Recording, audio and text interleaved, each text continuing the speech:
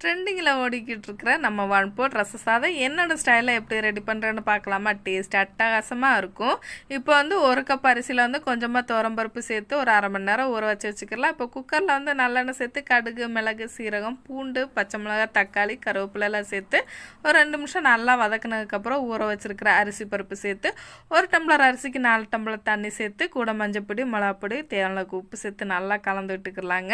இப்போ நல்லா ஒரு 2 கொதிச்சோடனே மூடி போட்டு ஒரு 3 விசில் போட்டு எடுத்தோன்னா நல்லா வெந்துருங்க. இதை கரண்டி வச்சு நல்லா மசி விட்டு எடுத்துக்கலாம். இதில் வந்து சின்ன லெமன் சைஸ் புளி கரைச்சி ஊற்றி பெருங்காயத்தூள், மல்லித்தலை சேர்த்து கலந்து விட்டு எடுத்தோன்னா சூப்பரான ஒன்-pot ரச சாதம் ரெடிங்க.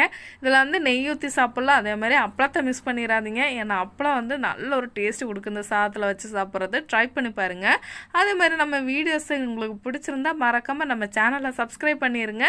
அந்த லைக் பட்டனை மறக்காமல் தட்டி விட்டுருங்க. நம்ம வீடியோஸை வந்து ஷேர் பண்ணுங்கள்.